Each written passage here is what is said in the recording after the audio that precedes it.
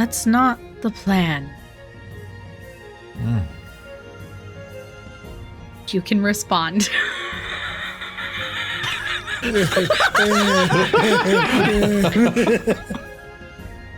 Welcome to Forge of Lore, where we tell stories through Dungeons and Dragons!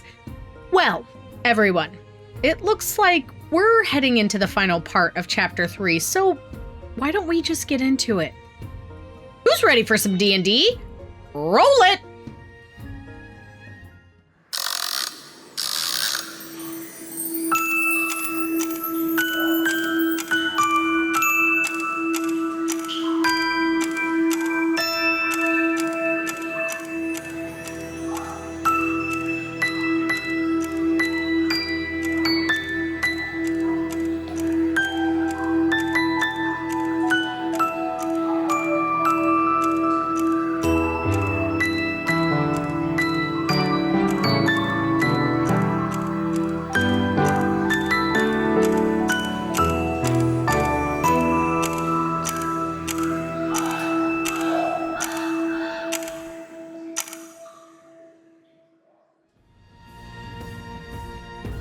Guys remember when you traveled through the desert to visit the Nizlan? Julian wore a lot of sunscreen, Bran had a dream about a tiefling, Ivor discovered he has a living grandmother who's been right in front of him all along, and Gwen had some interesting thoughts about contacting Halloran. In our last episode, the party traveled through the Unclaimed Desert until they reached Harsh Rock, the southernmost campsite known to house the Nizlan tribe. They met an elf named Sophia the Swift, who then brought them to meet with Grizza the Wise, the divine shaman of the Nizlan.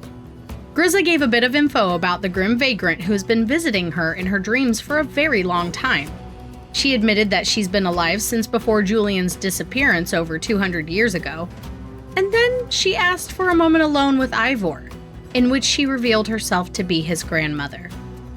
Now, a lot has happened in this chapter, and we're very, very much nearing the end. So without further ado, that is where our story continues. So the party is waiting outside with Willow, Phelon, Glimmer, and Guyver, and Sophia the Swift. And Ivor and Grizza have just had this conversation. And Ivor, is there anything you would like to add before you rejoin the others? Grizza, babushka.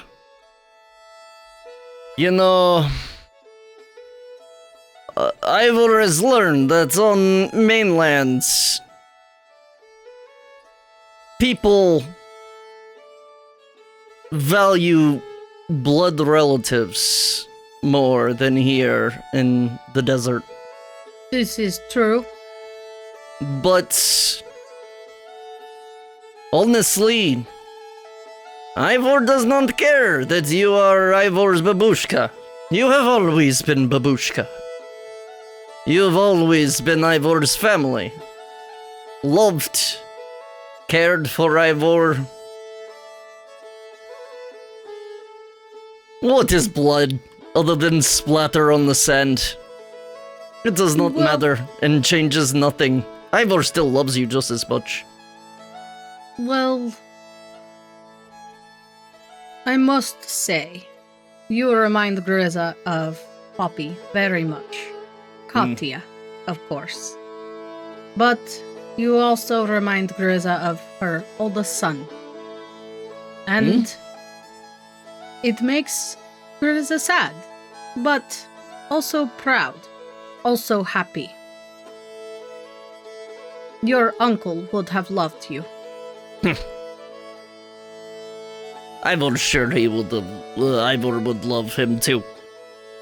He was brave boy, very heroic, very good-hearted, looking out for those who were less fortunate than him.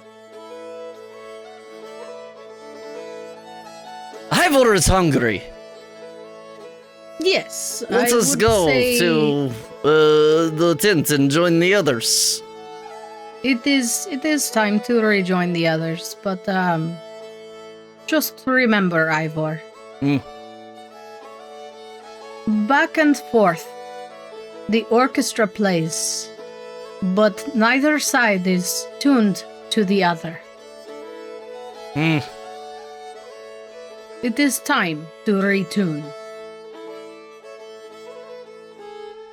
Okay. Ivor thinks he understands.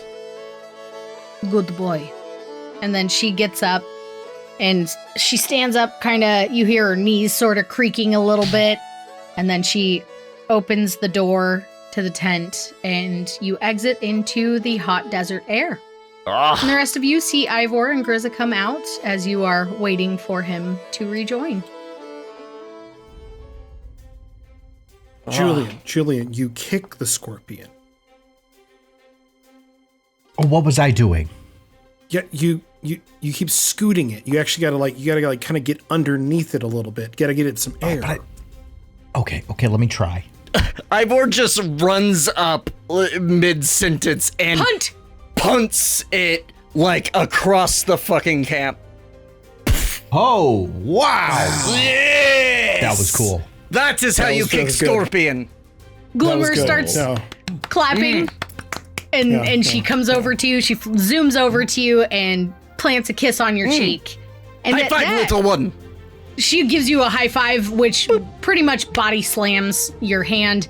But at that, Grizza turns and goes, "What in hell? What? Where did this come from?" As she slowly approaches Glimmer. Oh, we forgot to tell you, we find fairy. I mean, Ivor did mention fairy, but, yes, this is, Glimmer. She has other name, but Ivor does not remember. Glimmer. And she approaches and holds out her hand, and Glimmer looks at her like a little unsure, and then she hops down into her hand and walks kind of up toward the butt of the palm and just stares into her eyes, and Grizza goes, "Grizza never thought she'd live to see the day. This is a very special thing you have with you. Yes, of course. Treasure it." Yeah, she pretty cool. I see that. Tell Ivor Timur's still alive. Oh, Timur is probably dead. No, I'm kidding. He is in the main room where we do all of our food. If everyone is hungry, let us go. we may go. It is food time. And then we must leave. It would be good. Yeah, we're literally going to eat and run. Yes. As you all exit, you see, oh boy, there's other things there. Okay, we're gonna move that guy, and we're gonna move that guy. I didn't see anything. Jeez, I mean nothing. spoilers. What? No, those are What just spoilers? other barbarians. I thought there were extra Oh my people. god. Nope. Oh my god. Yeah, you're gonna do it one at a time. I think Julian's on the roof now, so that's cool. All right, we're going in Where I here. belong. So, as you guys walk in, you see tables line this longer tent area. I'm going to call it a longhouse. It's a fucking longhouse. Yeah. You see there are long tables with benches. There's food that's placed out on the tables already. And there are some people milling about in here. You might recognize people if you look around. Yeah, maybe. Is but- this Dashing Lad? Oh, who is that? Oh my! Would you look at that? It feels like it makes sense. I'm on vacation.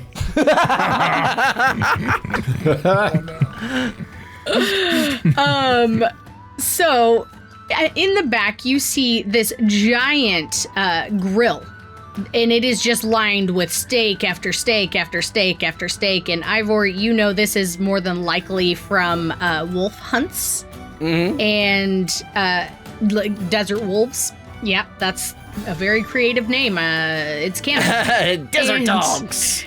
There's also jerky, very little by way of fruits and vegetables here, but there are little things here and there that catch your attention. Very little green, very little amount of green. And behind the counter, you see a 7'2" tall Luxodon. He has a trunk that is smaller than his Luxodon lineage would normally allow. For some reason, it's just a little smaller. And he has hazel eyes and a charming smile as he looks up to you guys. He has a leather vest covered in the customary pouches of a chef in the desert, which attempts to cover his fairly spindly physique. He's super thin for a Luxodon and like the complete opposite of Ivor. He wears painted symbols of a worker bee for the tribe, making it clear that he is not really an incredible warrior, but still holds immense value. Oh, Ivor. Timur! Well, this is just a shock. I did not expect to see you today. Cocktaila, how are you, friends? Oh, Timur is wonderful, wonderful. Taken over making food completely now. Yes? Oh, Yes. Timur, you have to meet Gwyn. This is Gwyn. Oh, Gwyn is you brought also friends chef. with you. Yes, What? Gwyn is also chef. And you two need to get to know each other very well. Oh, let me just say, Guinevere, it is nice to meet you. Timur loves cooking, and I could talk all day about it, and I'm ready when you are.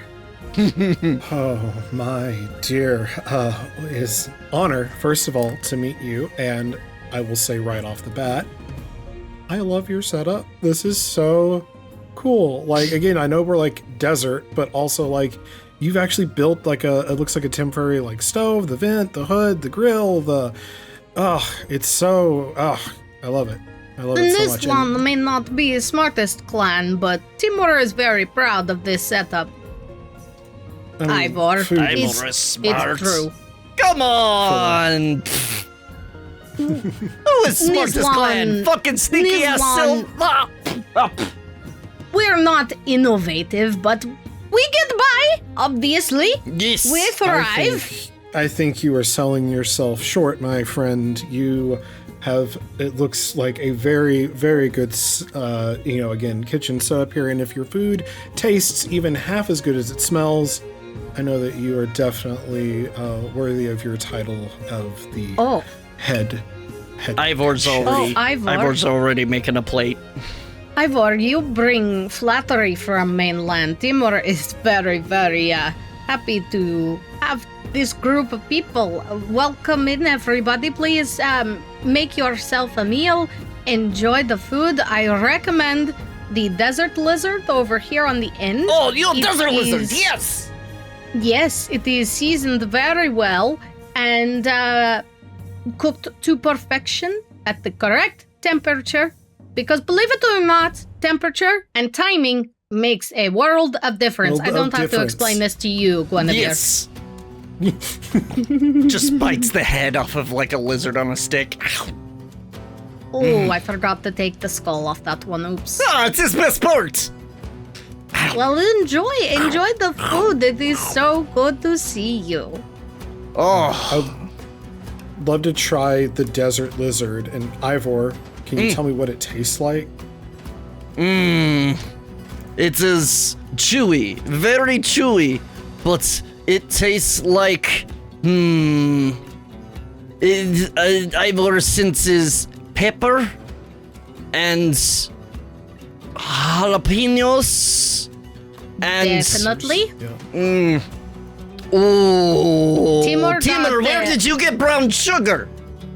Timur got plenty of ingredients last time that scouts went into mainland, and it has been a miracle for the kitchen. Oh, speaking of miracles, Glenn, you should show Timur what you have. All in good time, Ivor. We mustn't. See, there's a manner of respect when it comes to like walking into another chef's kitchen. You don't just go in and like start cooking. You don't go in and just start throwing. You let them show off. This is their space. So, I'm again letting Timur here, have a moment. This is how, there's an exchange that happens here. Speaking of a moment, so I've been working on something today. Timur found dusty shell tortoise and I make soup. And he picks up a pot that's been simmering on the stove behind him and he sets it down on the counter and the table goes because it's super heavy and super huge. And he takes some bowls and hands them out and goes, please, do try it. Tell me if you like dusty tortoise shell soup. That sounds like something right up my alley. Refreshing. Oh, So refreshing. Timur, what is in this? Oh, that is Just to kind of describe a little bit, it is all of the food here is a little bit more bland than what y'all are used to on the mainland. The access to herbs and spices is much more limited here, but it does seem that regardless, Timur is very, very good at utilizing what little he has. Timur. Oh, this is so good. Gwen, Ivor loves Gwen's cooking, but, there is nothing like home cooking. And Timur, you are home cooking. This is fantastic. That is, of course, no insult to Guinevere, because Timur and Ivor grew together as friends. We grew together as clan. Timur could not be more proud to see you. What in the world are you doing here? And as his sentence starts to trail off, you hear the door slam open and a gruff voice. What the hell is happening here? And you turn around and you see a male dwarf. He is about 5 foot tall, and he carries himself with a height that I didn't bring in a character. I'm sorry. All right, that's fine. In Talespire. He carries himself with a height that dwarfs, an attitude that dwarfs everyone around him. He has brown eyes and a bushy head of curly hair that stands out at wild, odd angles. His beard leads to the top of his bare chest, but is tucked into a sandstone cuff covered in ancient markings that spell out its importance. He wears a pair of tattered plaid short pants with buskins, crafted specifically for the desert terrain, cuffed in white and black speckled fox fur. His arms, neck, chest, and torso are decorated in both permanent blue tattoos and decorative paints that have begun to slowly slough off over the past day or so.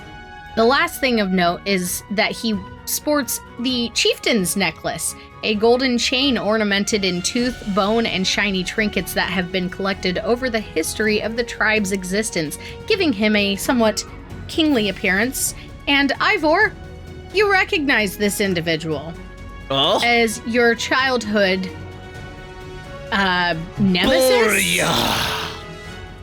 Oh, Boria, how did you become chieftain?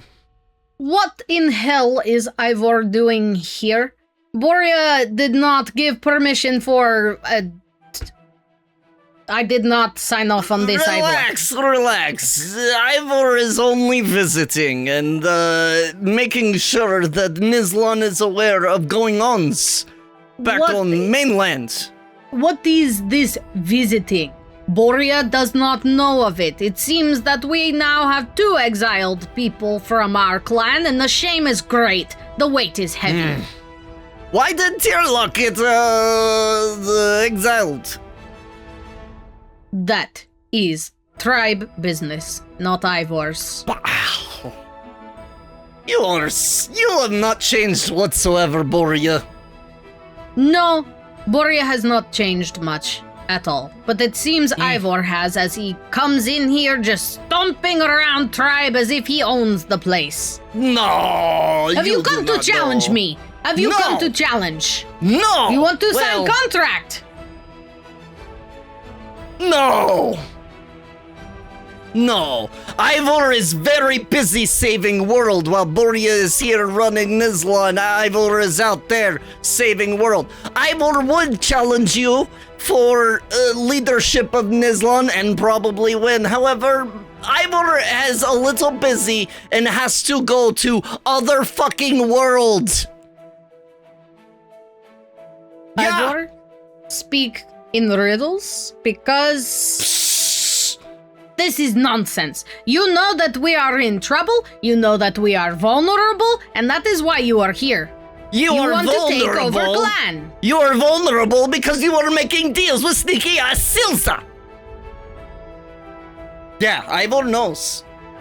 I would never make deal with Silsa. Insight. Go ahead. Does he not know? As other people in the room are like, what? Uh-oh! Ivor's done it again! That is a lovely 10. Oh, nice. Anybody else insight? Or no? Okay. Now it's more obvious. Yeah. He seems to be a little shocked. You do not even know. Borea Ivor? never change. Shut your mouth. You don't know what you're talking about. Sit down and shut up or get the fuck out of here. You don't belong with Nizlan. You are not Ivor's chieftain. Ivor was about to leave anyway after finishing meal and just starts stuffing his face with what's left over on his plate. Come on, guys! We have world to save! What? Sophia comes up, standing next to Borea and goes, listen, Borea, this is not the time. I will explain later. Ivor will be leaving shortly. No harm done.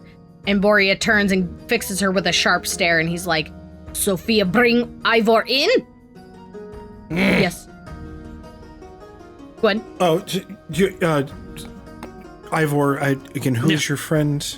Sorry.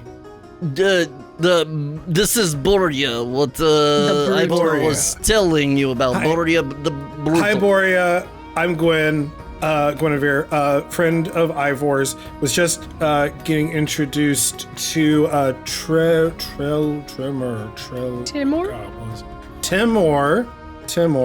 back here. Timor. Love the food. I was actually, Grizza is letting my father stay with you, and I was just at the point when you walked in of giving you my payment. And as the chief, I feel like no one is more deserving of this 2-gallon ale casks that I have. Borea will not appreciate it. He has terrible taste in liquor. And then also so my payment was, I was going to give them 2 barrels of salt. And Damn. Timor is going to lose it. I would spend the time explaining to him that, again, it will make you more thirsty, but you will retain water more in the desert. So it actually has benefits. It's why people put salt rocks in their mouth when they're in the desert, because the salt actually helps salivate. It's a whole thing. So that is the payment plus the salt plus the ale casks. And with apple cider, what's really good about that is that because they're in the desert, it will work as a starter. So even if they get down to the very last bit, they can just leave it out, let it ferment, add more water, and they'll be able to redo it over and over and over and over and over again. Borea slams his fist on the table. Who the fuck do you mainlanders think you are, coming in here like this? We don't want gifts, we don't need gifts, we don't need old men, we don't need Ivor. Everybody can get the fuck out. Borea, pull heads out of ass.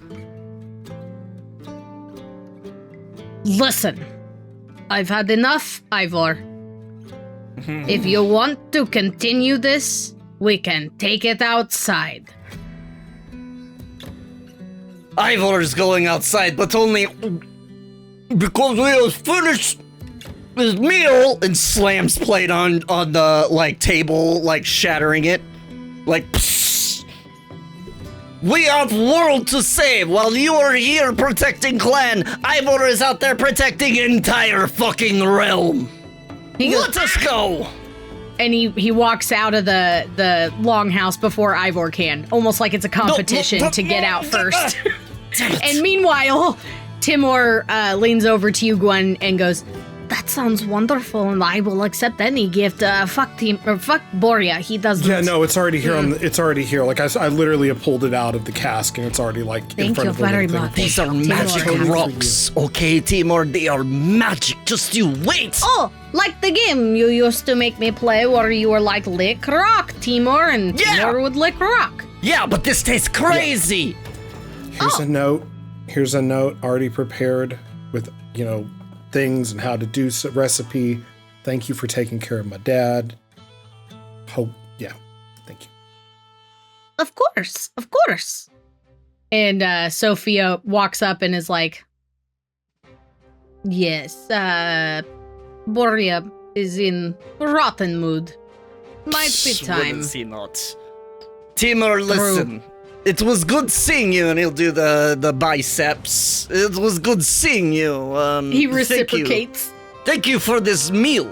It was very kind and very delicious.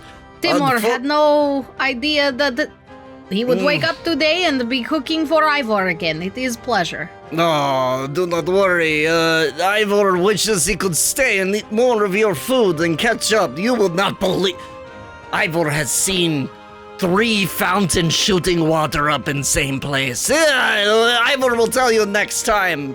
But Ivor would love to stay and tell you about all of his exploits. But we have to go save world. Well, good luck, Ivor. Timor believes that you can do it. Yes. Be Good seeing safe. you. All of you, be safe. You too, and do not let Boria boss you around. Boria does not boss Timor.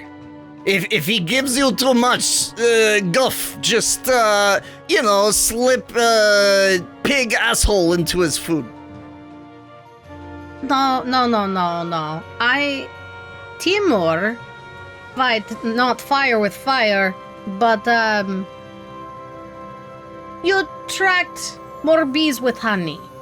And it just so happens that Timor know how to make Boria's favorite cobbler.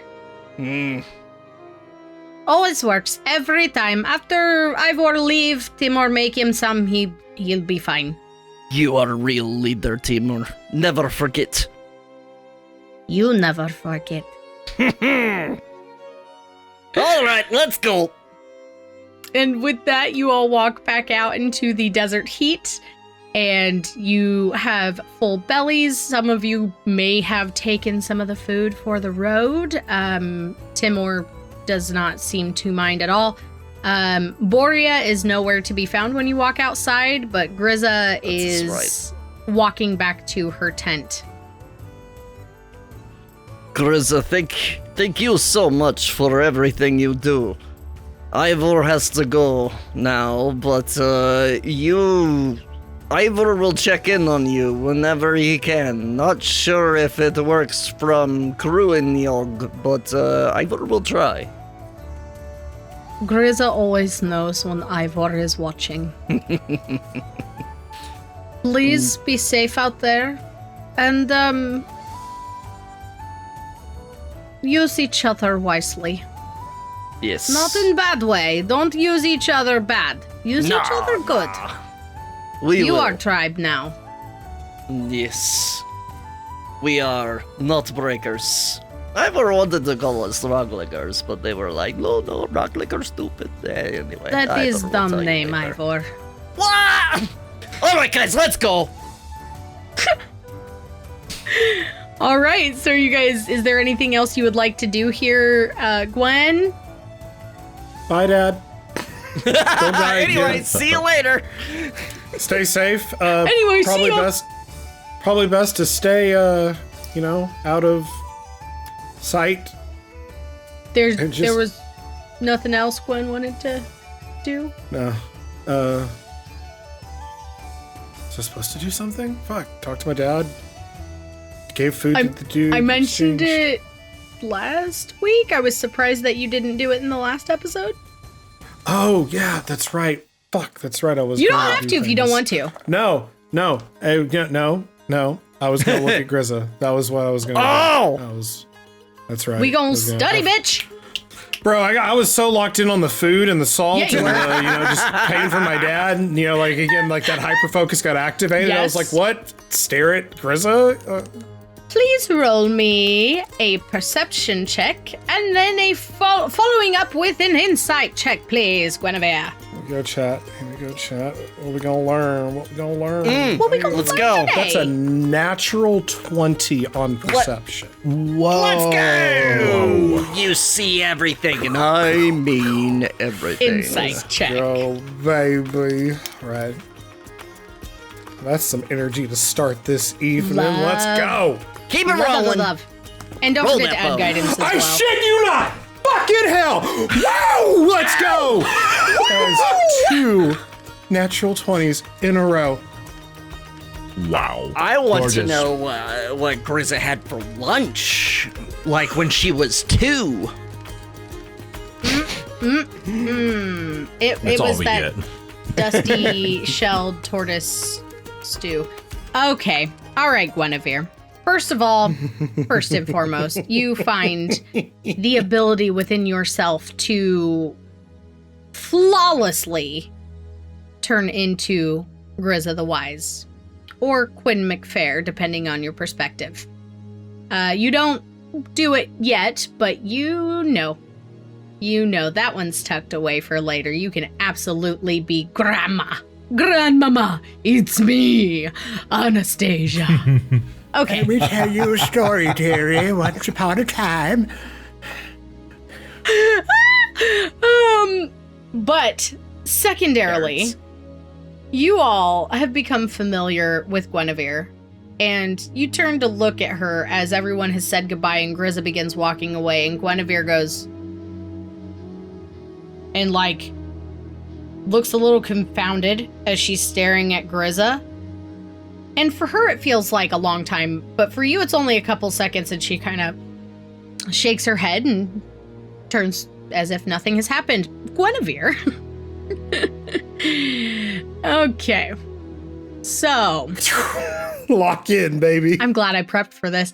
You feel the unending tug coming from your center mass, a twinge, an insistent tingle that extends to your limbs and crackles off of your dome.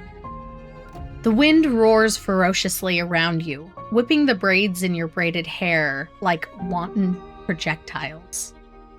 You stare at the grove of white birch trees stoically. Something here is strange, but not threatening. At least you don't think so. At the center of the grove is a singular alder tree. It looks young in years, but healthy and thriving in this strange place. The cloaked figure you've been following suddenly stops and places a pale hand on the alder. With a subtle twist, they look at the ground, where you see a fallen branch. The tug in your chest grows stronger, and you feel yourself compelled to reach down and pick it up. You are then moved from that vision, and your hands are in his. This is the man you love. He's smiling his crooked smile, a charming attribute that you've always adored.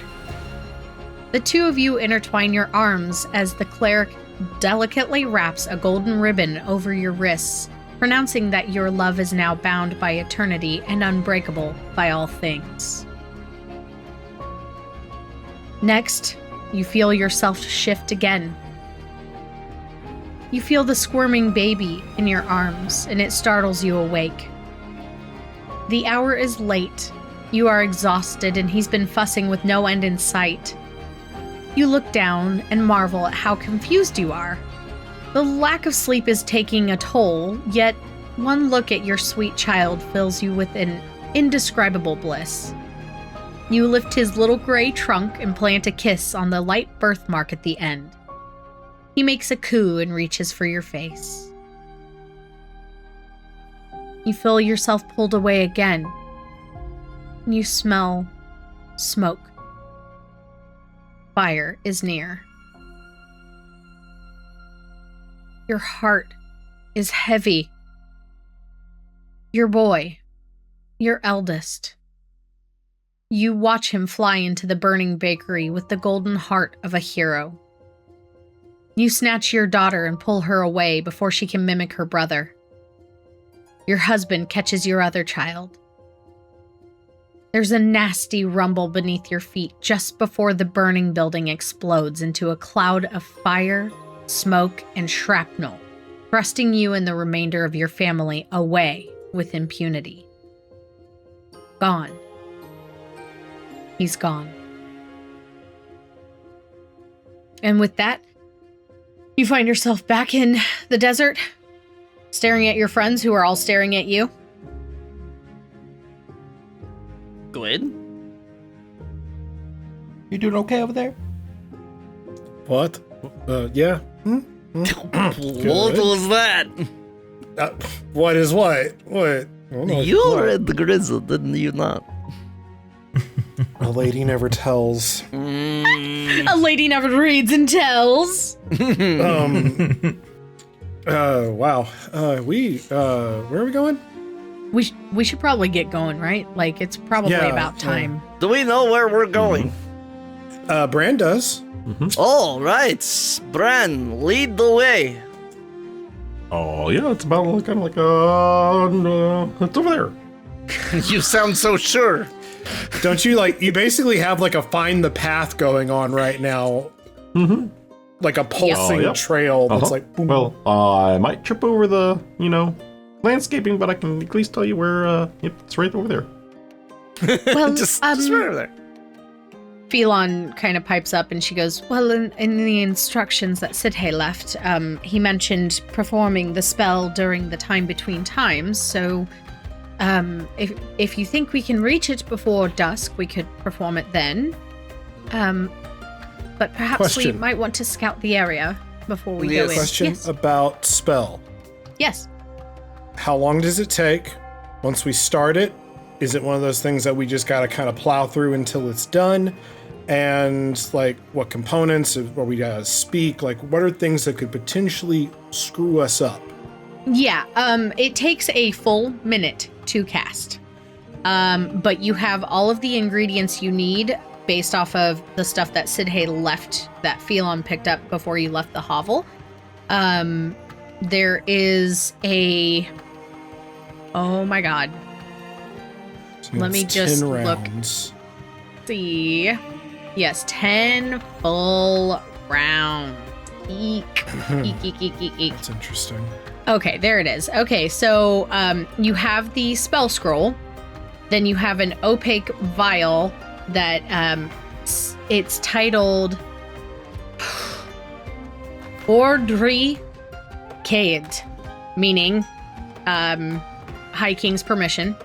And then you have a bag of ash that is the Noglan, the sacred 9, the burnt wood of the sacred 9 trees of the realm. So, a full minute, and you're just supposed to have those on you and uncork the vial at the end and pour it on the cairn. It doesn't have to make contact with what you believe contains the blue stones underneath. It just needs to touch the cairn itself. Gotcha. And so it takes a minute to cast, and then at the end of it is pouring that vial another action. Yeah, I would say action, reaction, whatever. It's so easy to do that. I'm not even going to worry about that being a big deal. Okay. All right. The time between times, it's what, 2-ish hours from now? Well, it's just a bit after midday. About 6. 6. Okay. I think the quicker we get there, the better.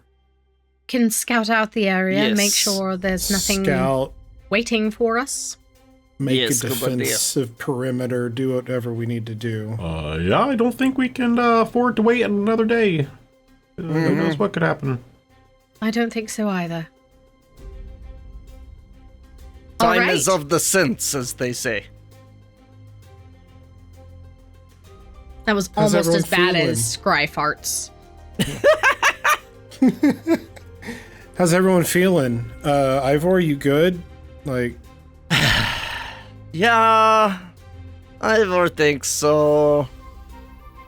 It was weird going back to Nizlan, especially with fucking Boria in charge. Ugh.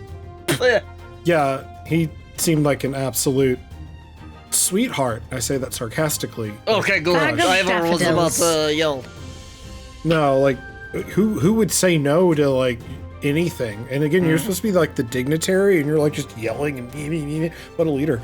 Anyway. I mean, leader should do a lot of yelling, but he's a real dick about it. Yes, productive yelling. Productive. Yes, productive yelling, like, hey, you kill that guy, or hey, you jump off cliff. Yeah, you know, like it should be. I feel like we're saying this as we're walking. Yeah, yeah, we're still walking. Yes. Yes. But, Just real quick, Jarvis runs up to you, gives you all kind of a bit of a lick and a rub, and he runs back good to boy. Mac, who is waiting by Grizza's tent. can I look at the dog? Do it! Absolutely. Go ahead and roll a perception check. No, I'm sorry, an insight check. You can't do a perception on this one. Oh. Because you can't turn into a dog. Can't turn This- into a dog, That's Shame. Real unfortunately. shame. Wow. Is it another do I nat just 20? roll with it? No, I feel like Nat it's, 1? it's the exact opposite. It was a nat 1. Part of me wants to just let it ride. The other part of me, I do have I have so many DM inspirations. I could just re-roll it, but Up to you, boo. oh. What do you Dilemma. think, Not Breakers? What do you think? I'm a firm believer of sometimes the dice tell the story. Yes, that dog is a mystery and shall remain mystery. Fair enough. Let it ride. We'll let All it right. ride. I read the dog as a cat. As you stare at the dog, Obviously hungry for meow mix. as you stare at Jarvis, who has begun walking away, he suddenly stops and turns around and fixes you with a stare. And he stands there, stock still, watching you. And then his tongue lolls out of his mouth and he starts panting again and turns and runs. That's cool. I like cats more anyway. Bullshit. Wait Sorry, I till like you pussy. see desert cat. Anyway, everything's just desert in front of it. Yeah. Desert cat, desert wolf, whatever. Okay, so the sun has reached its peak and moved a little beyond as you begin your travel toward the Cairn. You come out of the Cruinneog Canyon and you leave Harsh Rock behind, and it begins to disappear behind you. And in front of you, the gritty dunes spread across the landscape like an endless lake that threatens to swallow you whole. The sky is nearly cloudless, and for most of you, the heat is oppressive. You find yourself sweating through your clothes instantly.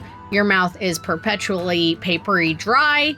Ivor, this feels like a wonderful reprieve from your time on the mainland. It's a vacation! This is why Ivor does not wear a shirt. You do not sweat through. You just glisten. Exactly. Like, look at the glisten. You're glowing, hun. Mm. Nothing speaks to you quite like the open desert, Ivor. So, Stadia. Bran, please give me a perception check. Can I give him guidance? Yeah. A D4. Add a D4 to And your... minus Oh, a he's got a D4. hero fail. Oh, no. Well, Add we're a both D4 twos, minus so, D4. Hey, straight roll. 13. Okay, yeah. So, Bran, your vision continues to play havoc on your mind. Sometimes it's there, and sometimes you are swallowed by Mithir's visceral punishment. But looking out at the desert now, you're warmed by the mystical river that you know flows from the mainland to the unclaimed Cairn. Strands of mauve, cobalt, and emerald magics twist and churn over one another, mixing in a never-ending ebb and flow to conjure more luminous hues. Your path is very clear to you at this moment, and the only thing that stands between you are the roiling dunes. The rugged terrain is fairly barren of wildlife, and other than the sun, you find no issue in your travels. At the pinnacle of your second hour, you begin to see something take shape in the distance. Is there anything y'all want to do during this time, this travel time? Anything you want to discuss? Plans? All right, everybody. I think what we're about to do is probably the most important thing we've ever done. Ever. Yes. Probably. Julian, it kind of feels like this is a crescendo of a whole year of planning. Yeah, it's all part of the plan, 100%. Yeah, even if you don't remember it. A year? Or at least the mask, Oh, I whatever. get disadvantage. Bran, you're doing great. I know it's hot. Yeah, it's pretty, I'm ready to move somewhere. You're looking a little sun-touched there, Bren. Your alabaster skin. Yeah, I wouldn't know, but I take your word for it. I feel a burn. Yeah. No, watch this.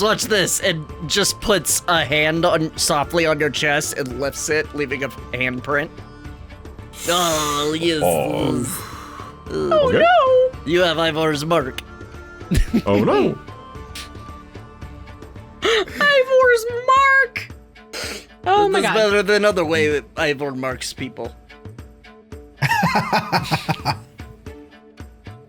The pea cup's coming back. I think that was Calais talking to us through Grizza.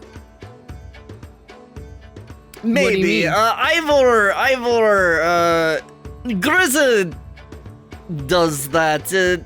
Okay. It does not seem like same thing as Ashling. Okay. Ivor thinks, because Ivor has seen it time and time again. That is just how she sees future or foretells things. It's honestly, it feels different, like eyes don't roll back in the head, you know, the smoke does not come out of mouth. That is just Grizza doing Grizza shit, as Ivor calls it. Well, Okay. did anyone notice, by any chance, the staff she was wielding? Yeah, she has always had that stuff. I actually recognize it. It's one from legend and lore. Oh? I didn't know it existed, but it's pretty distinct in appearance. It's an alder branch that's supposed to be imbued with divine power, and I assume that's where she gets her vision from, or whatever is influencing her. Some connection to the gods, or whatever it may be. That makes sense. That stick never leaves Grizza's sight. From an old tree. Interesting. Yes. Yeah. What? Old tree? What's your... What? Ash, Oh, alder tree. Yes, it's an older branch. Older or older? Alder. A-L-D. Under? Elder tree. A-L... Sure. Yeah. I think once we get there, what do y'all think? Just kind of like, because I feel like, based off of that Grizza prophecy, vision, whatever we're gonna call it, most likely something's going. Mithir's gonna fucking show up and try to stop us. So like, we gotta I feel course. like something's gonna. I feel like, or the elephant guy, freaking Arden. Arden. Like, I don't know. I feel like we just got to be prepared. So, Anyone got any ideas? We should scout area around Cairn to make sure we're not being watched. Mm-hmm. Okay. Make sure it is safe. Ivor is not very good at sneaking. Too big.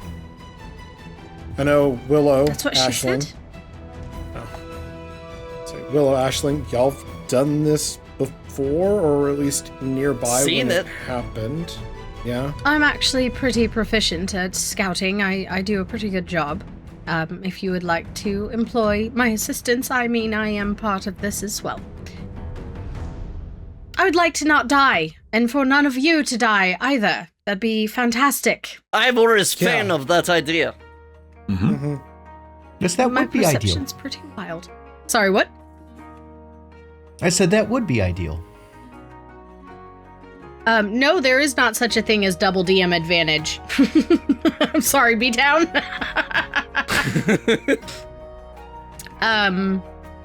Yes, I will definitely scout it out. I can see something coming up. Bran, is that about the area you think it might be? And as she points out, you do see that the river of magic does seem to, I'm not going to say stop, but it's like it culminates there. Almost like it flows back in on itself and goes back out the way it came in. Yeah, that looks like the spot we're supposed to go to. Everything's flowing there and just kind of, if you've ever seen like a whirlpool, like a spinning water, it kind of resembles that. Weird. All right. With the magic. Fantastic. Like When we Fountain sprays up. This doesn't spray up. That was too like smart toilet. for Ivor. Yeah. Oh my God. Yeah. So it takes you about 10 minutes to get as close as you possibly can without as stealthily as you can. Do you guys want to roll stealth checks? Sure. Yes. All Yes. right. Steve has disadvantage and advantage. You can use the advantage if you want to, but you have to use the Does disadvantage. somebody, I think, Yeah. doesn't Willow have passed without a trace? Oh, Phelon We might. did this before. We already, feel someone like- has it. Think Phelon. Phelon does. Maybe it was Phelon. Yeah, go ahead and roll a stealth check, and I will find Phelon's spells. Ivor will use advantage to get rid of disadvantage. Yes, she does Suka! have pass without a trace. Scared me. Good. So whatever you roll, add plus 10 to it. Okay. How many Nice. inspirations? 6.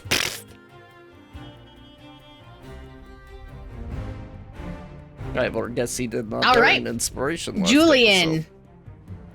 You I did use that dice, so I got a 16 plus 1, so it's a 17 plus 10, so 27. Nice. Bran, what did you get? 33 with a nat 20. God damn, sir. Boyle! All right. Ivor, what did you get? Chat, you feel it? 8 plus 2 plus 10 is dirty 20. Fucking passable, man. And Guinevere. 17 plus 3 plus 10, 30.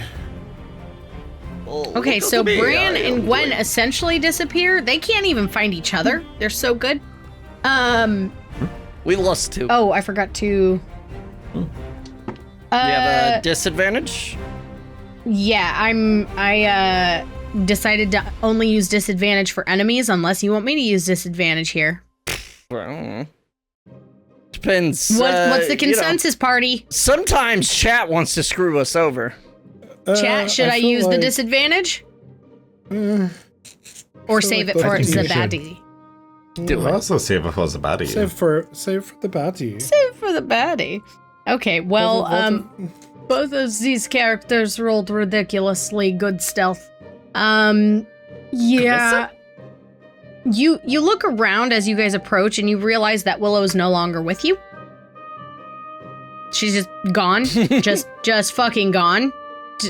Don't know when it happened or how. She is just gone. And then as you kind of approach, you sort of bank down in one of the dunes. You just kind of chill for a minute, waiting. And then suddenly you realize that Willow is right next to Julian. On the side that it has your mask, so your face is covered, so you don't even realize for a second. Oh. Okay. All right. Oh, jeez. Hey. So, I don't see anyone there, and I'm not sure what this Cairn has been used for, but, it does seem to have a touch of others.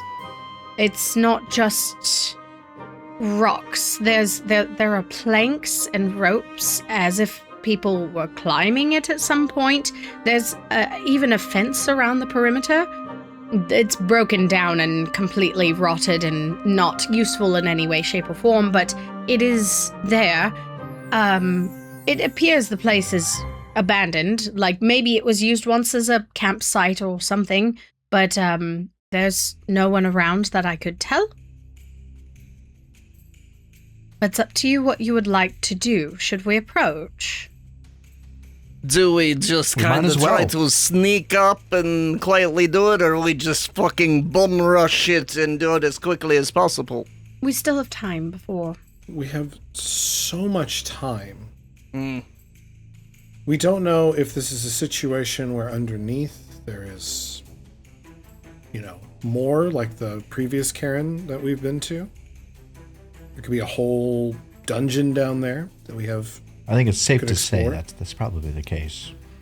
So there's that. We also, again, so it sounds like we have to, be just near it. Do we have to, could we do it from the surface, or do we need to, because again, if we go down, then we're bottlenecked.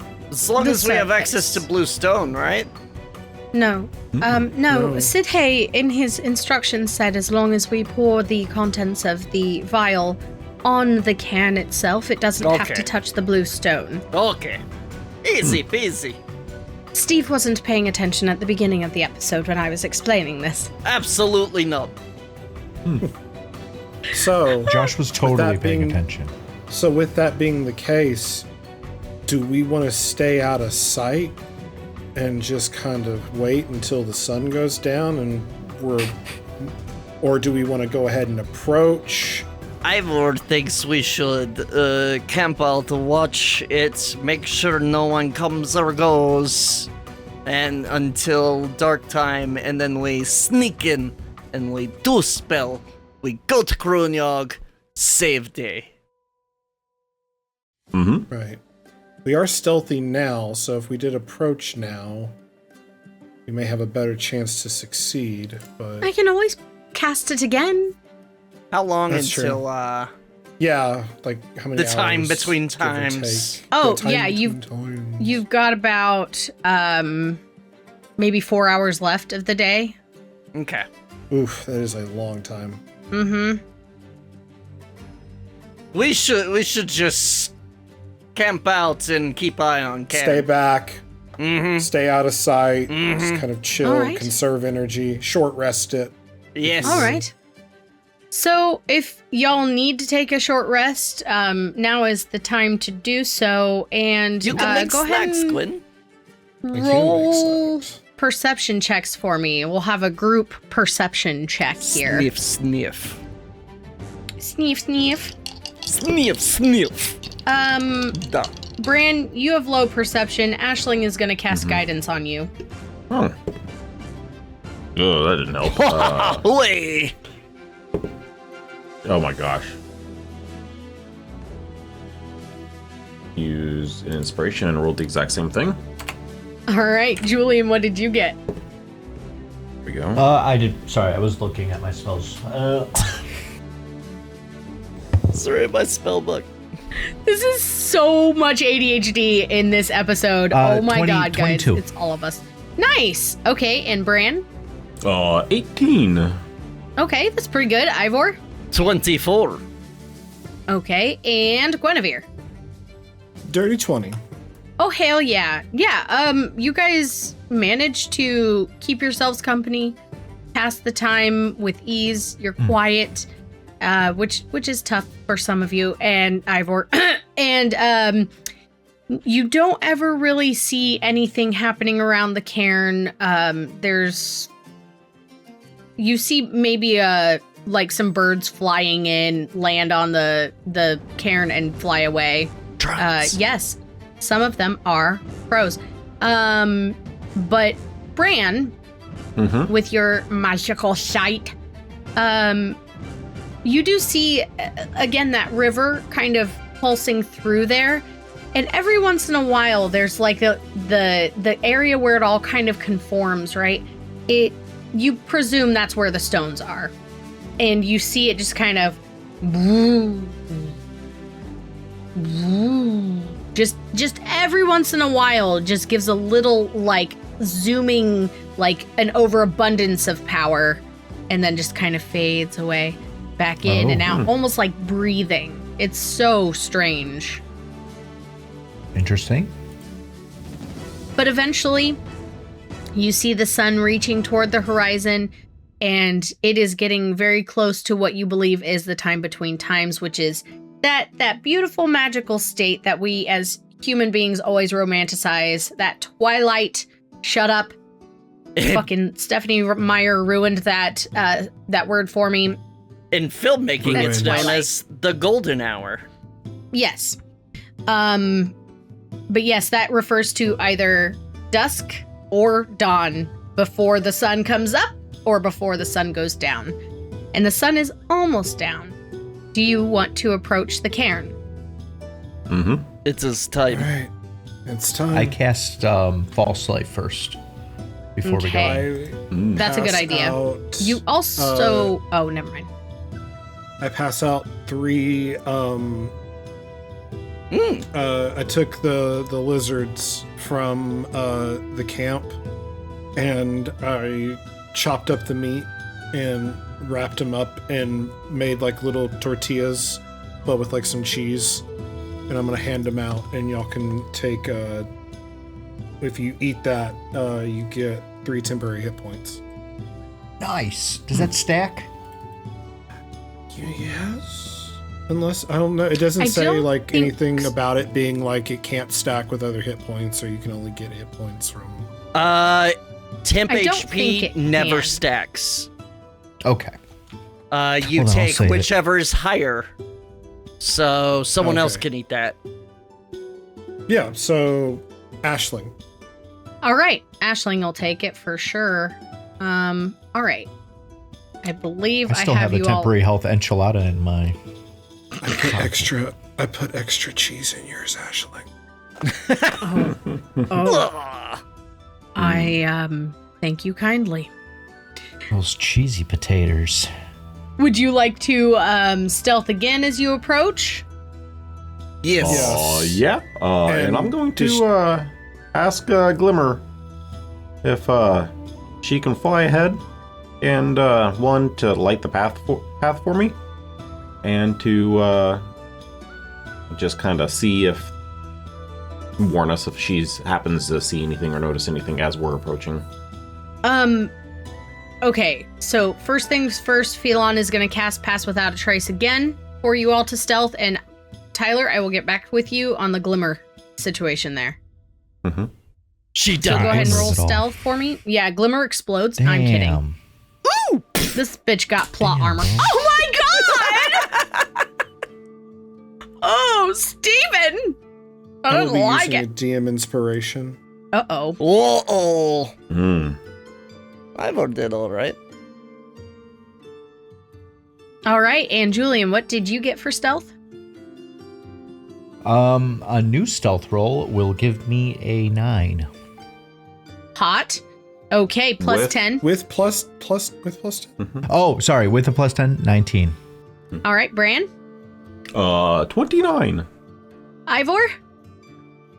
29. Ooh, hot. You guys are twinsies. And Guinevere. Ooh, okay. Again, Willow disappears. She rolled a fucking nat 20, which is unnecessary with her modifier. Jesus Christ. If Glimmer dies, Emmy will pay. Glimmer has plot armor. She's an adorable little fairy, the fuck you say. Anyway, so you guys approach the cairn. You're as quiet as possible. The space is fairly open around you, but there are dunes, like, to be able to kind of keep yourselves pretty quiet and pretty concealed. And the closer you get, the stranger this appearance is. Just like Willow said, there's a fence that's broken down. There's wood and boards kind of everywhere around this perimeter. No idea what this could have been. Bean? Am I Canadian? No idea what this could have been. But you see these rotting planks and the frayed ropes dangling from this stone structure. Maybe people climbed it for sport. Maybe they climbed it to scout. Unclear. But there is something resting at the foot of the cairn that catches your attention. There is a 4-foot-tall granite stone with a rudimentary carving of a face, weathered from wind, sand, and time. There's a small pillar that comes out of the top of it. It goes up a few feet higher, and you notice that, notice is a weird word. There's skulls that have been affixed to the pillar, which is pretty gruesome and pretty weird. It gives it a very ominous essence. Pretty and cool. The ground around the grim display is festooned with offerings. There you see clothing, jars of oil, rocks, cards, dice, baskets of food, jugs of precious water. And the concerning thing about this is these items are not old. They seem to be completely normal. They haven't been ruined by the heat, by animals, or weather. They are completely untouched. Now, Bran, you ask Glimmer to move ahead, and she looks at you, and then looks back at the cairn, and then looks back at you, and she dives into Ivor's pocket. Well, and then pops her head out and stares at you. Are you alright, little one? Oh. She looks up and nods, but she does look concerned. Oh, it is alright. Pet the little head. Like, she's just unsure. She's a fairy and she's scared. Do not worry, Ivor will protect you. That's the best way I can describe that. But as you approach the ancient cluster of rocks, you are struck by how truly unremarkable it is. There's nothing special about this mound aside from the fact that it wasn't constructed by the land. It's man-made, or was at some point. But suddenly, each of you feel a pulsing wave of brilliant energy surge over you. Bran, you see it in conjunction with one of those. Mm-hmm. And a few things happen. Ivor, you feel a bead of sweat trickle down your forehead and roll along your trunk. It's as if you are suddenly surrounded by a storm of static electricity and every cell in your body is awake. Your muscles tense up and your hands naturally move to your hand axes. You don't wield them yet, but you are aware. And you are ready. Gwen, you feel a change in the air as well. You feel Phelon's hand on your arm as she squeezes gently, and you look back and her face is pale and full of concern. The muscles and veins just beneath the surface of your skin shimmer and shift ever so subtly. And your chest grows tight, although not painfully so. The magic that flows invisibly through the air is soothing, like a lullaby from a dream amidst the brambles and boughs of the gilding forest. Speaking of lullabies, Julian, Yes. you begin to hear a faint, low hum. The frequency is so low that you can't be sure at first if it isn't your imagination. But you pause and listen. Yes. There is a hum. Hmm. A familiar tune, although still distant. Bran, you turn to see Glimmer, and you see her as she was in Ivor's pocket. She slowly flutters her wings and starts to come out, and it's almost like she's entranced. She's now floating next to you, slowly buffeted by the breeze, and her face is expressionless as she stares at the cairn. Her stance is rigid. Almost imperceptibly, she tilts her head. And at that moment, her skin grows bright. Brighter than you've ever seen. She always has a faint glow, but this is becoming intense, especially to you. It's as if this small fairy has suddenly become a miniature star amidst the desert heat. Everyone else notices it too. It's pretty obvious.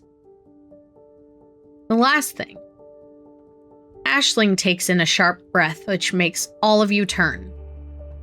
She falls to the ground, a cry escaping her throat as she grips the sides of her head in pain. She faces the sky and her eyes fly open, fiery and white, as magic springs outward, crackling and raging like a turbulent divine inferno. But that's where we're going to take a quick break. Welcome back, welcome back. We left the party in a bit of a snafu, as Aisling was having a moment, it would seem. As you all stand there, the wind picks up and begins to buffet all of you from seemingly every angle, all at once. As the perplexing array of voices pour from Aisling's mouth. The sand around your feet swirls and flies like an untamed tempest, stinging your skin with each second that passes. Aisling is shrieking now, crying out with unparalleled force. The screams begin to take a new form.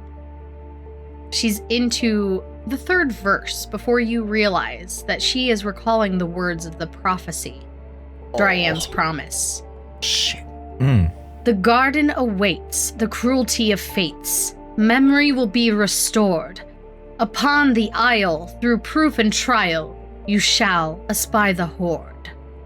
Blare the horn, for weary and worn, the souls of the lost are found. Raise blue the stone through flesh and bone. You shall yield the ground. And as the last words leave her mouth, the wind begins to settle, and fire fades from Aisling. And she is left on her knees, tears streaming down her face, shaking, shivering, as she stares at the sky, gasping for air. And all of you, the feelings that you felt, the music you heard, Julian, the light from Glimmer sort of fades, and things return to a calm. Sorry, go ahead, Gwen. Oof. No, just running over to Aisling. Are you okay, Aisling? Oh. I saw something. What? I saw an island. It was surrounded by water. It was water as far as I could see in the island. It was blue. It was just a blue island. That was what happened?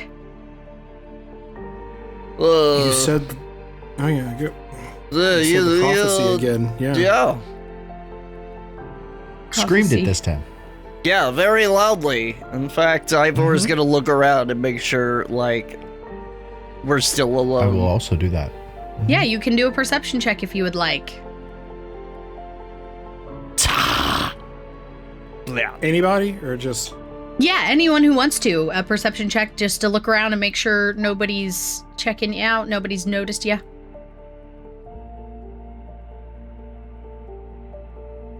I got an 8. Okay, 17. Bran. All right, Ivor. 10. And Gwen. 19. Okay. As you all look around, not bad. As you all look around,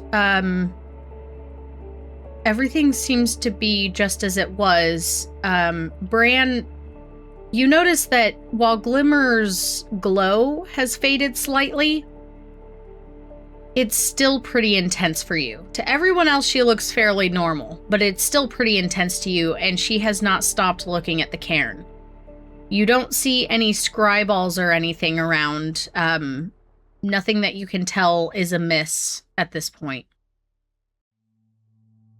Any openings in the cairn that I can perceive from this angle? Nope. It looks just like a very large man-made structure. It's impressive that somebody took the time to make something like this. It had to have been important.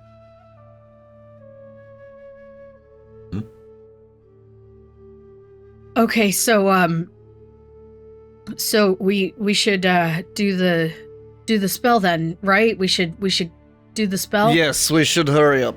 Yes.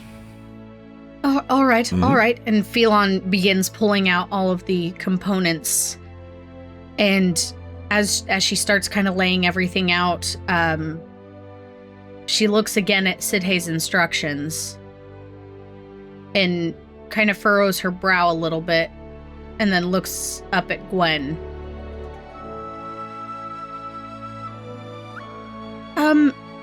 He says for me to read the spell, and he has asked you, Guinevere, to pour the contents of the vial. It's very specific. Oh, okay.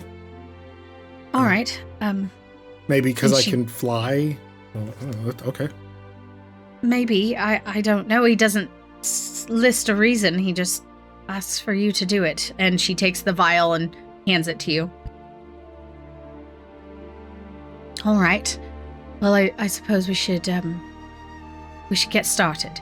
And as she stands up and unfurls the scroll, you hear a sound coming from the cairn. It sounds like falling rocks, like a little bit of falling rocks. It's nothing super loud or disruptive or crazy, but it's noticeable. And you all look up to see Oh, shit. standing before you, as no one could have predicted, a Lil Lou, the peacekeeper, planewalker, traveling hero of Melandria. And he says, "It's good to see all of you are in good health."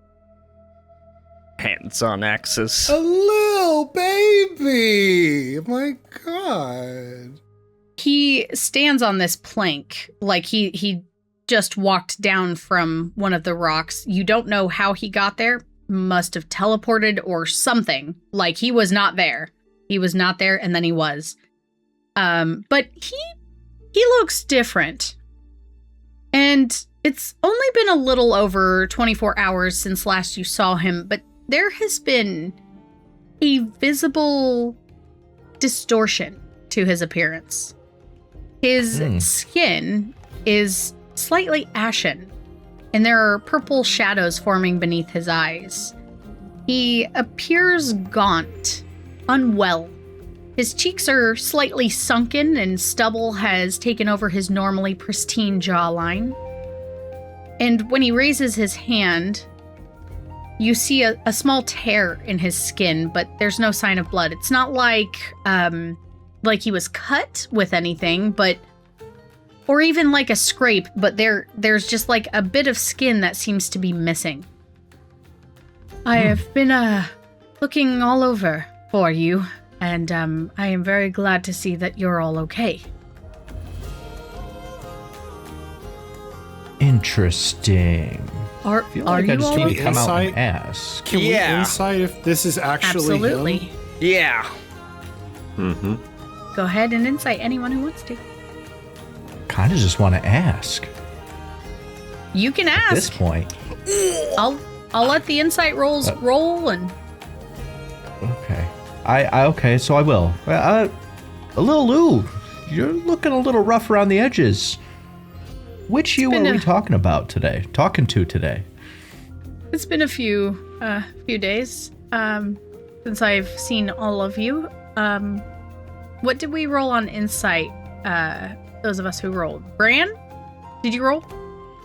Yes. 19. And Ivor? Natural 20. Blah, blah, blah. Excellent. And Guinevere? 29. Wow. Shit! You see the gods. Wait. Anyway, She Was there a does? Mythier in there? she as you guys are looking and talking to him, he doesn't seem to be trying to hide anything, but this does appear to be a Lil at this moment. It doesn't appear to be Mythier. And he looks pretty obviously distressed. Yes, Steve? Do I get anything, like, do I notice anything special with my nat 20? Well, I was getting to sorry. that. Looking at him for Ivor, you see a man who hasn't slept. A man who is running on fumes, who has had no chance to stop and take a meal. He is constantly on the move. He is tired. He is worn. But you do still recognize a spark of power within him. Even though he's tired, he is not beaten. You are not facing a man who is Out of spell magically slots. defective. Son of a Yes. bitch. What are you doing here? It's funny you say that. I don't exactly know. We should start the thing. I was in the Technocrat Hamlet, and then I was here. What are all of you doing? And he looks around. We should start the thing. Having a We're about picnic. to. Speaking of which, you look a little rough around the edges. Do you want one of these fried iguanas? That might perk you up a little. Oh, thank you, Bran. That's so kind of you to offer. But no, I've been quite concerned. Willow, it's been a while. And she looks up. Yes, it has been a while. Everything's going well. We are just, we visited Ivor's family here in the desert. As you know, he lived here. That's why we're here. And she just kind of looks really nervous and then gives Gwen a look like, do it. Has it Are been a you- minute? Are we good? What do you mean? Oh, wait, she said do it. Like you should start the spell. Yes. Oh. Because you have to I thought- read it and you have to do 3 sunwise circles around the cairn. Okay. Can I fly? Oh, yes, I can make you fly, girl. Oh, Lord God, give me strength, and if y'all want to help me here, please feel free to do so, because I'm going to try to... Yeah. You know, Shad, Let's if just- you were to, like, give advantage or something. I'm talking about you. I'm talking about all you. As you... 1 second. Sorry, Josh. I want to hear what you have to say. As you No, it's okay. pull the scroll... Or no, I'm sorry. You don't have the scroll. I am so sorry. Phelon is supposed to be the one who's reading and going around the cairn. Okay, that's what that confused me.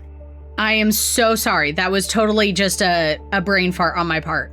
Phelon is going to try to start heading in this direction. She's walking very slowly, almost like non-committally. I'm going to do a deception check for her. I do have disadvantage, but are we saving that for the baddies? Sure. I said yes. This seems We let it important. ride That's what earlier. you want. Okay, so deception check. Okay.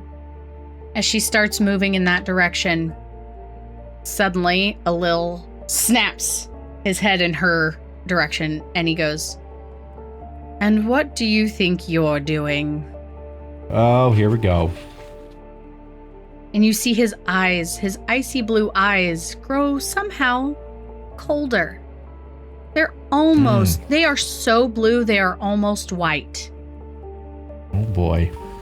It looks like you're not keeping your word, are you? What are you talking about? Hey, baby. I'm just gonna blatantly lie, just gaslight him. I literally have no idea what you're talking about. I told you to leave these cairns alone, and here you are. Ivor. Exactly where you said Oh, this you is a wouldn't be. Cairn? Mid-sentence. I had no idea. I fire my Mid-sentence. crossbow.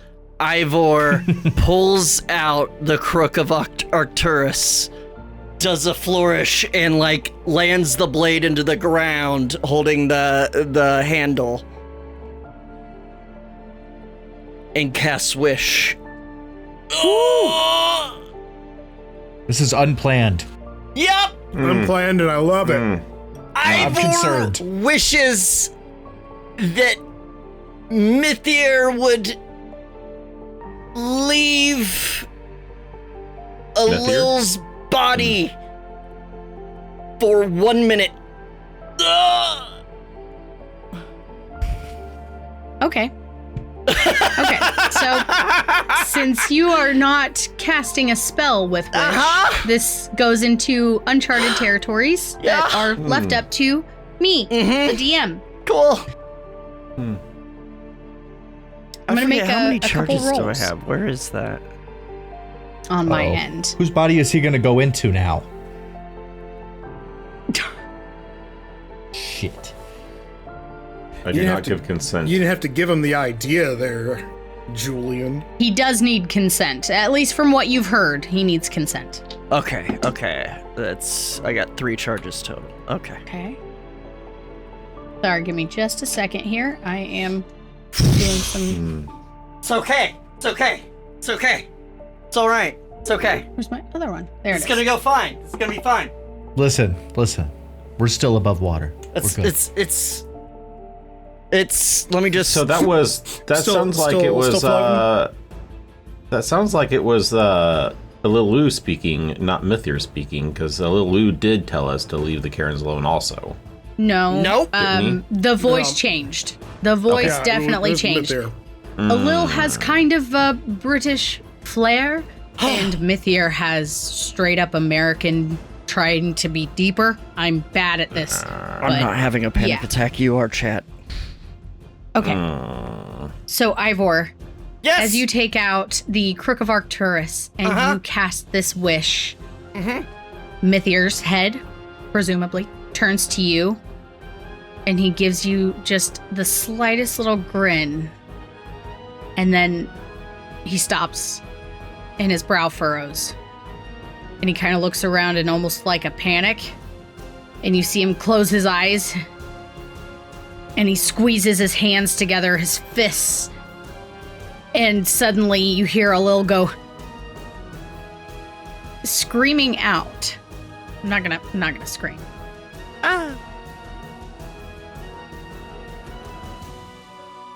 Leave me alone!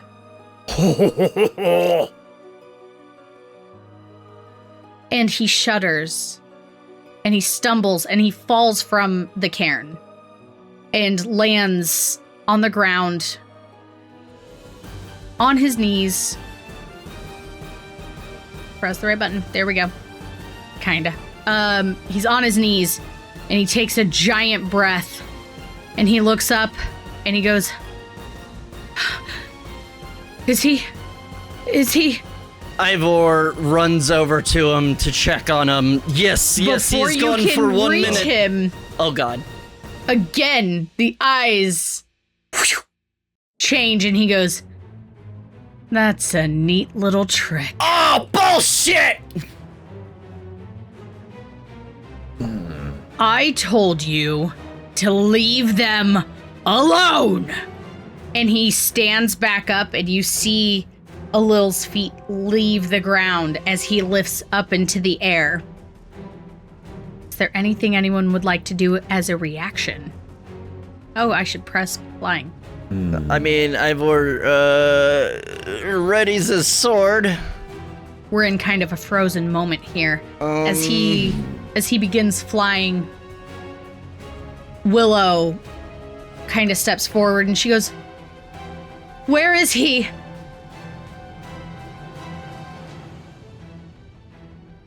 Does anyone else want to do anything? Ivor prepares for battle. Yeah. Same. Okay. Bran goes, Well, if there's any time to use this, it might as well be now, so, you get a Toyota Corolla? You get a Toyota Corolla? Another Toyota fucking Corolla! I see everything. As I cast my boon and the blessing of sight. Give Oh my everybody sight. god. We're pulling it all out. Oh, fuck. That's what she said. Okay. All right. Would you like to remind the audience what your boon does? At any point, at any point in the campaign, you may use your blessing to create a magical sight for yourself and up to 8 creatures of your choice. That lasts up to 9 rounds. You may receive the following benefits. Anyone under the blessing will have advantage on all attack rolls for 9 rounds. Attacks made against you under the blessing will have disadvantage. Anyone under the blessing will have advantage on all saving throws. And foes will have disadvantage on all saving throws for 9 rounds. Once you use this blessing, it will disappear. Use it wisely. And chat's disadvantages do not negate the blessing's advantages. Oh, fantastic. What a glorious bitch who gave you that. That's very nice. I wonder where this came from. You all feel this magic settle over you. And you look around and it's like, whoa, my eyes have been opened. Holy shit, I am ready to rock and fucking roll. And Mythier, who is floating above you, he sees this happen and his face is just like, the fury is palpable. You can almost feel it radiating off of him and he goes, "You puny fucking mortals have no idea what you're stepping into. You have your little tricks. You have your little ploys. You think you're worth something, but you're not. You are fucking with a god." Eat shit, And he raises his hands. And as he does that, you see the rocks on the ground around you begin lifting as he is like forcing them up into the air. And he goes to pull his hands down as if to make them all fall on you. And as he does this, you hear a sound that is chilling, horrifying, and so real. It is the cry of a dragon. And your eyes and his eyes turn to the sky as you see an enormous ancient red dragon who is not on talespire yet. He is flying at top speed straight for the cairn. And you see Mythier look up with these rocks floating around all of you. He looks up in confusion and then he smiles and then looks back down at you like, haha, y'all is fucked. You know this dragon to be Izoriad, one of the High Council members. You know that with Alil being who he is, it's probably very likely that this dragon is on his side. How's that spell coming along? Haven't started yet. We haven't gone into initiative What? yet. Oh, shit. But Fuck, as you spy dude. this dragon, it moves with incredible speed. And Alil begins to laugh with joy and pleasure. And suddenly, like a fucking missile out of the sky, the dragon forces himself down and pile drives Alil straight into the sand. Hey! Yes! Hey. The two of them disappear into a cloud of dust and sand as the dragon is rolling, and you can't see the Peacekeeper whatsoever. Phelon takes off sprinting, starts yelling out the words on the spell, and you recognize some of them, but for the most part, it is complete gibberish, unless you know Celestial.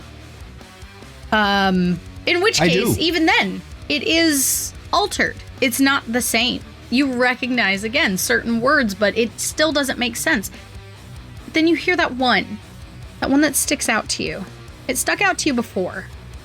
You hear the word Dware.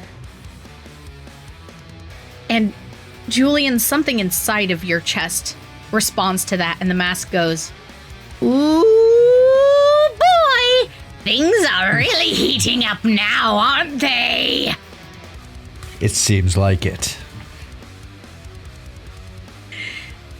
Okay, so now here we have this giant-ass red dragon who has tackled one of the most powerful beings in the realm to the ground. And you see a beam of light shoot out from where they are, and the dragon falls backwards, landing on his back as Alil is back on his feet, and he's facing the dragon. He has his back to you now, by the way. And Azoriad has his full attention. And Alil cries out, "What are you doing? Get them! Help me take care of this problem before it becomes everyone else's problem." And you see the dragon get up onto his feet, and he looks at Alil, looks at the rest of you, and then back to him, and he opens his giant maw and roars straight in his face. And you see Alil kind of like guard his own presence as this saliva and everything comes flying at him from this dragon who's only like 10 feet away from him. And he shakes his head and he goes, "You will die for this betrayal." Phelon has made her first round around the cairn.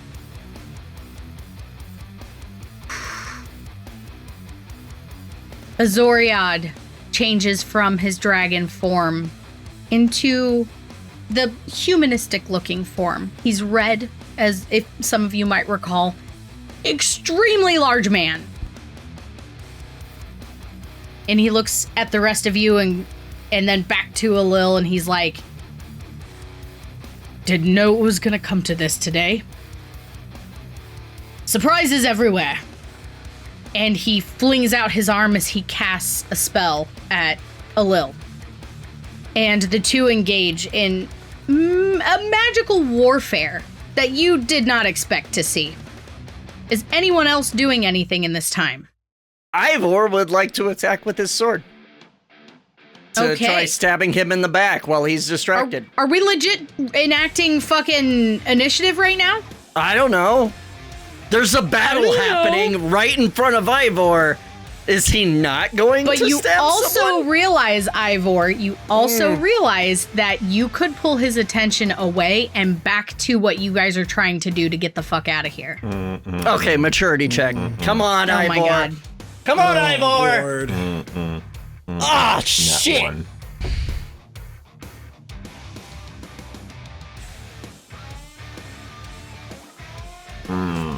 Aisling is gonna try to grab you. I would like to. No, it's okay. It's okay. It's okay. Shit. Ivor takes a step and Sorry, stops. what'd you say, Josh? What? Okay. Ivor you takes stop. a step and stops. Aisling goes, "Not yet. Not yet, Ivor."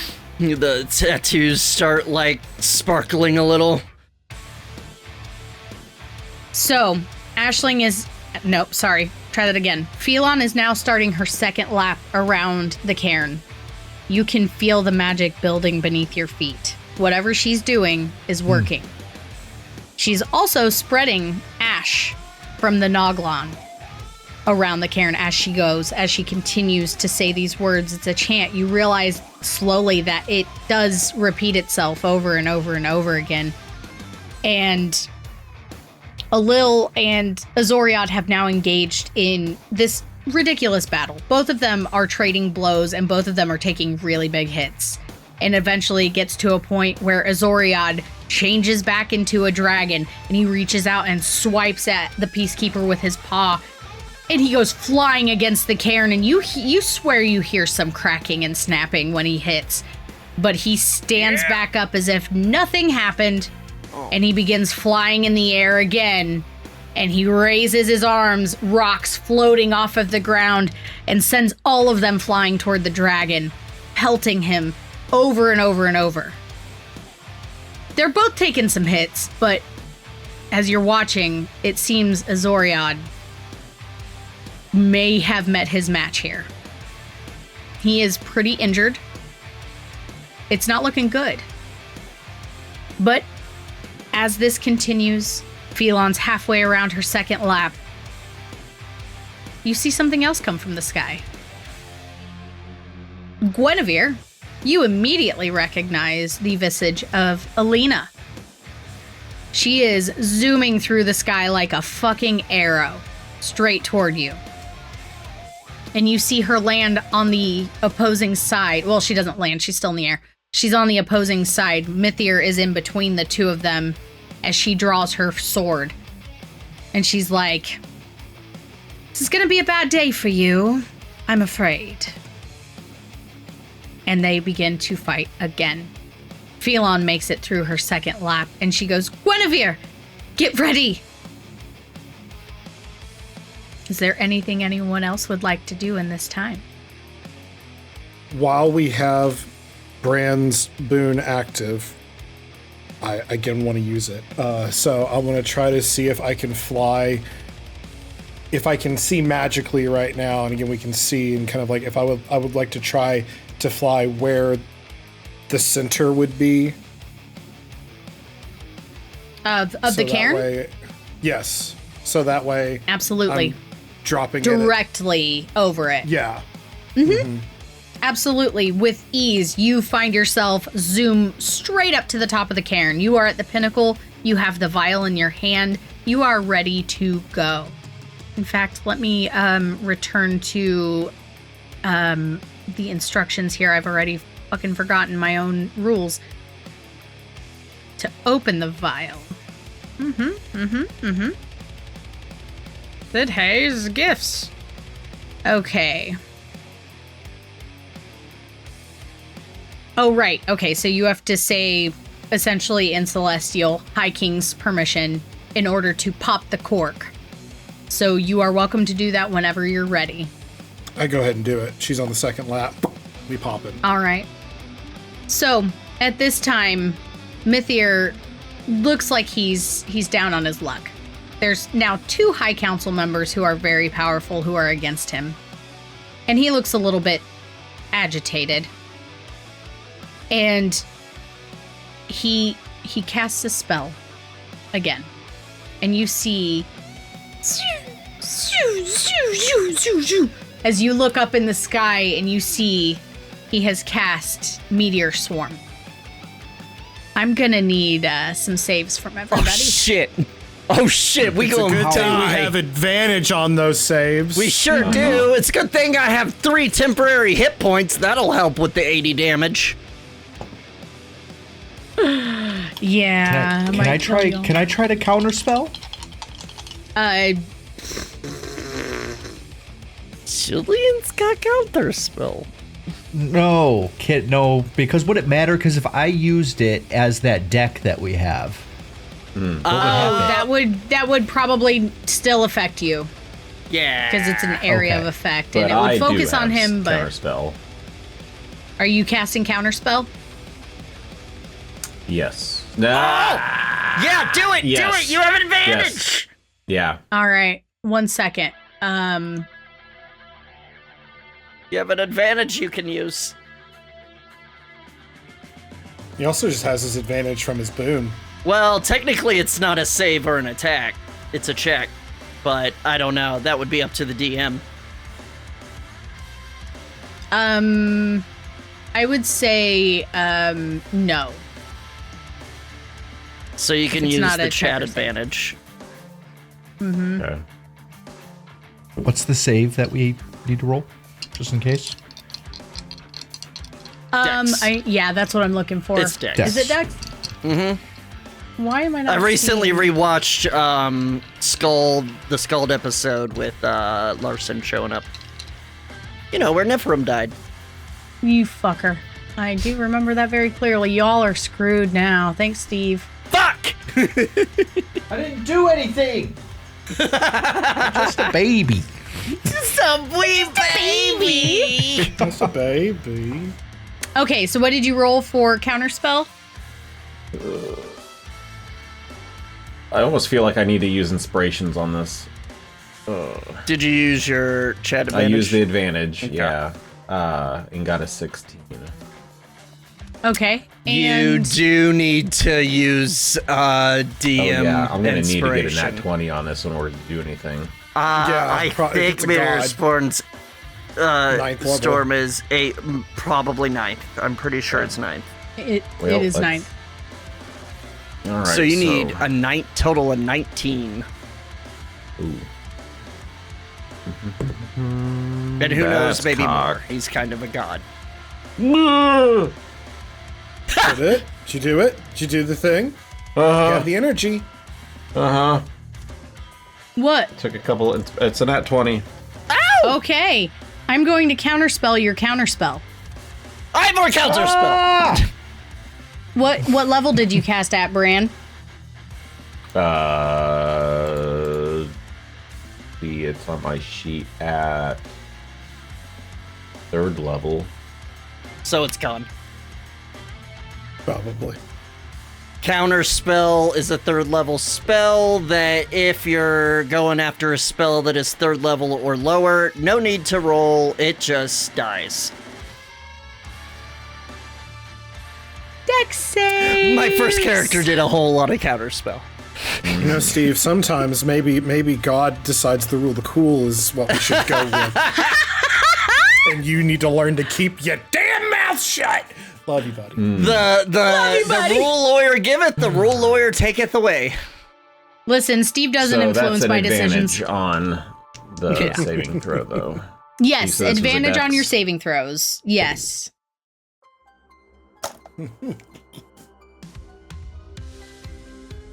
Goodbye, chat.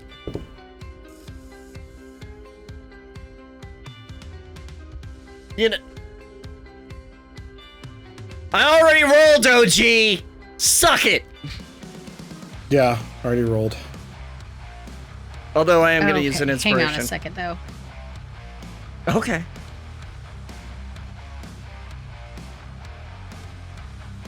Yeah. Oh, Gwen, you're out of it. Hey, that's so great because I rolled an 8. You're With welcome. advantage. Okay, Damn, Julian, Gwen rolled what did an you 8. roll? With advantage, I got a 19, and then I use Dark 1 luck, so add 5 to that, so 24. Nice. Bran? 19. All right. And Ivor?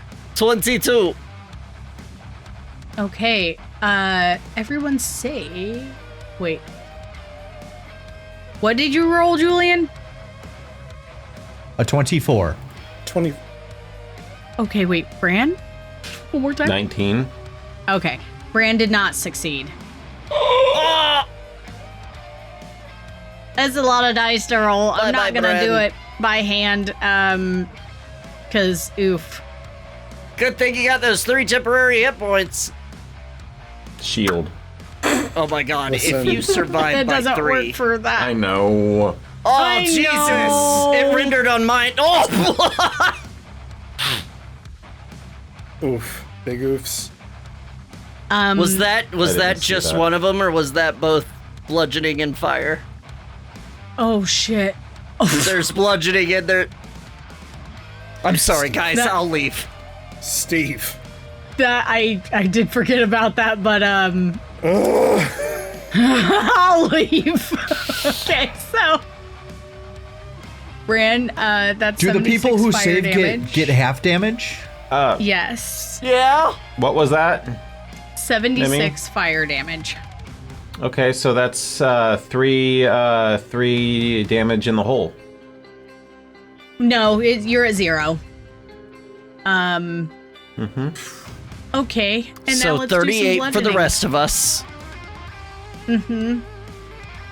Oh yeah. Okay, here we go. Fuck, it's so Wait. many. Wait a minute. Wait, is it gonna I've go got like something here. double his health?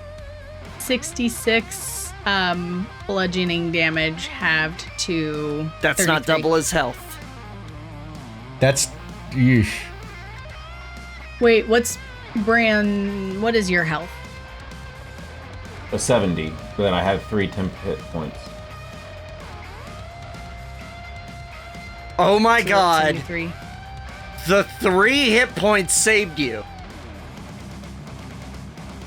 But It legit saved you. It literally did. does this take effect? Strength from the grave. When damage that isn't radiant or from a critical hit reduces you to 0 hit points, you can make a charisma saving throw DC 5 plus the damage taken. On a success, you instead drop to 1 hit point, and you can't use this feature again until you finish a long rest. Yeah. Stone's endurance, baby. Let's go. But did you what drop was that to about 0? the I thought- damage? He did. Yeah, Oh, I thought- he very much did. Yeah. Almost double his health. So you went So to when 0. damage- You bounce up to 1. Because both of those hit at once. Hang on, it's not Steve. like one So, or the but Steve, other. it's the DC 5 plus the damage taken. So there's no way I'm rolling. There's no way. Oh, Damage It's taken. reduced damage. I thought, okay. I mean, you could get a nat 20. Chat, would you like to save Bran? Well, wait. So wait. Do we how all? does- Do so- we take half damage? The rest of you do. What was that So second how number? much is that? Okay, so the first number. Okay, let me just just calculate it here, because my brain is on fire. First damage was 38 fire damage. Second is 33 bludgeoning. Question. 71. Yes, Steve. Is it too late to use my boon? Well, this happened. So, yeah. Well, Are you dead? Sorry, what was the second round of damage? One more time. 33. 33. 33, is that already halved? Yes. Ivor is not dead. What? How many hit points do you Julian- Ivor, a have? big strong man! He has 12 left. Oh, okay. Julian. Julian is dead. Yes. Okay. And Gwen is out of it, so she doesn't Down have or to dead? worry. Like at 0. Oh about well, the yeah, it rest was of the party? 71 total. My max is 40, so I should just be down. Whoa. That was so close. As fire rains down around you, Guinevere, you turn and see your party absolutely being decimated. You see Ivor on the ground. He's holding himself up with the crook of Arcturus as he's staring up, and he turns and looks at you, blood trickling out of his mouth, and you look and you see Bran is laying on the ground, not moving, not breathing. Julian is on the ground, not moving, not breathing. Phelon's on the other side of the cairn. She has almost made her third circuit. Willow is still up, but she is also injured pretty significantly. You see Azoriad go down. The giant dragon crashes into the earth, sand flying everywhere. And he doesn't move. You see Alina somehow has managed to not take much damage at all from that. But she looks down at Azoriad and then back over to Mythir. And he turns and looks at her, tilting his head. After all that I do for all of you, this is how you want to repay me. I have kept you safe.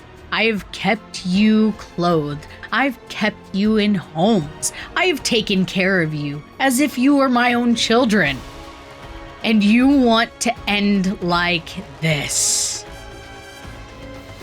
God damn it, Josh. Pashun ahoy! Fucking Ganton! And Phelon makes it around. She's almost there. She's right at the end. You see her rushing. You see desperation in her eyes as she turns the corner and sees all of her friends just essentially laying in a minefield of death. And then, Gwen, you turn and you see Glimmer. And she's been staring at the cairn for the most part. Just kind of off in her own world. Even when Alil showed up, she didn't really pay much attention. And she turns and looks around at everyone. She sees everyone on the ground. She zooms over to Bran and puts a hand on his face. And then she looks up at Mythier. And then back down at Bran. And she places her hands on his chest. And you see light flow from her into him. Bran, I'm gonna need you to roll a d20 for me. I'm not gonna look. I mean, you should eventually look. Fuck. What is it? That's a 5. Okay. The magic flows out of her and into Bran's flesh. You're watching this, Gwen. And at first it seems to just dissipate. And then suddenly there's a flourish of light as it zooms through the cracks in his skin, the gold igniting. And suddenly his eyes fly open and he gasps in a breath of fresh air. Julian, you are surrounded in the depth of blackness.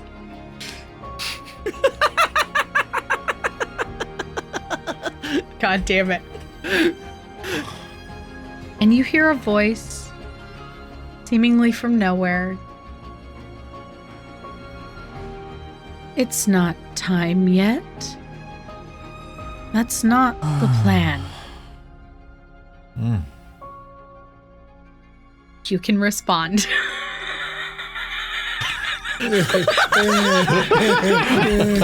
just responds with, ouch!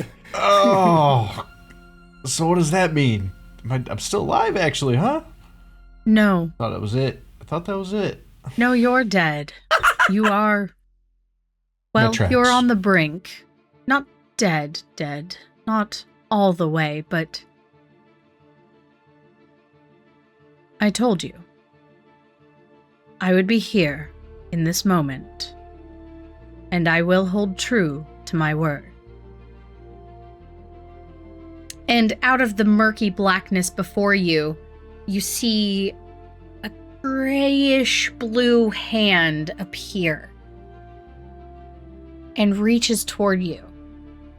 You're not corporeal in any way, shape, or form, but you feel the hand. It is cold as ice. And then, thump, thump, thump.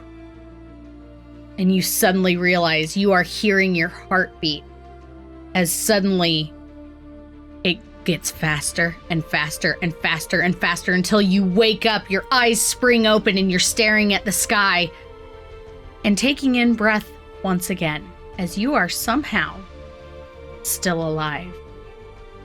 Julian's never gonna die! You get one, bitch. Back in business, boys! You get one. That's 2! So, Back in business, this boys! is different. This is different from what he experienced earlier. Oh. He gets one from this person. Earlier he was a piano man. Now he's just back. Play me a song. Okay, so Gwen, you are just shocked to see what the fuck is happening. They just died. And now both of them are alive, gasping for air. Phelon crosses the finish line, essentially. And she looks up and screams, Gwen, no! I'm gonna laugh loudly so that Mythier can look. And he does. And already tipping the bottle, just being like, Mythier needs to learn to cheer, so listen to this pissed off queer that if you get near, you will fear, so everyone will grab a beer when your end is near. Fuck you, bitch! And nothing happens. I love that so much. That would be so poetic if nothing happened, however. Guinevere.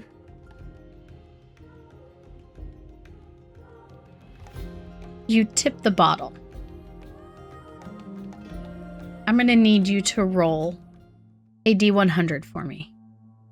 Ooh, I love these. Love these dice. Come on.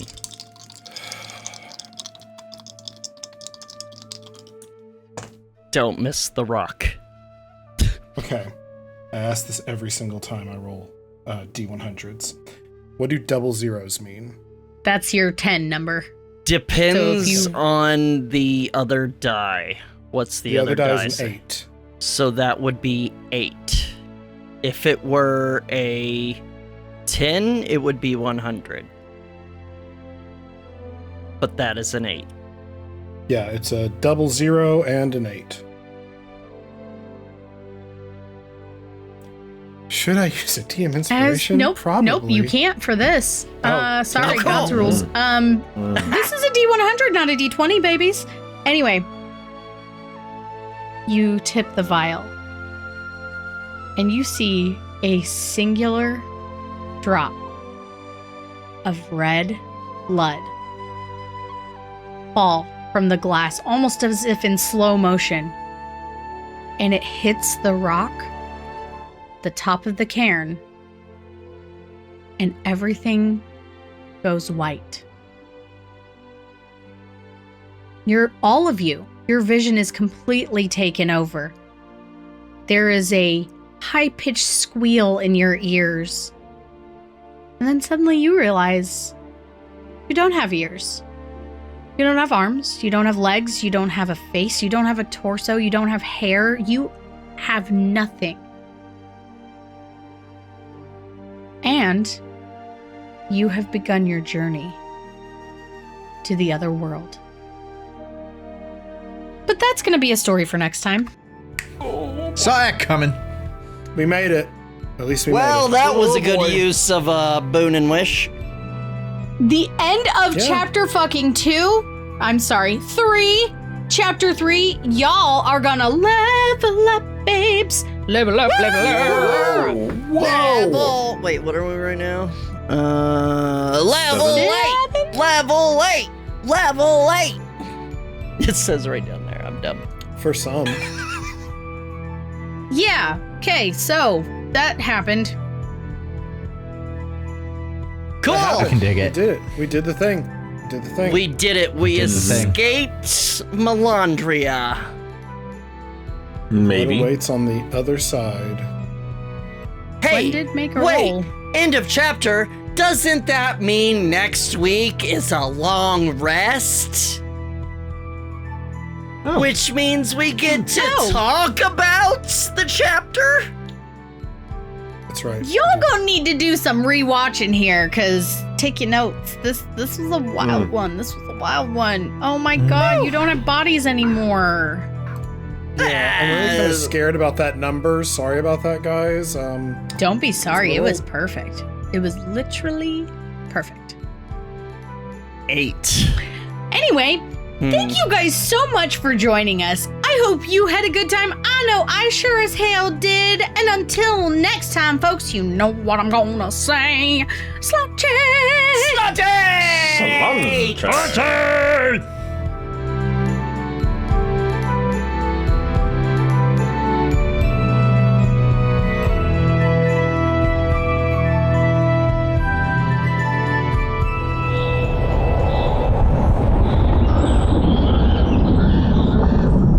Be sure to follow and subscribe.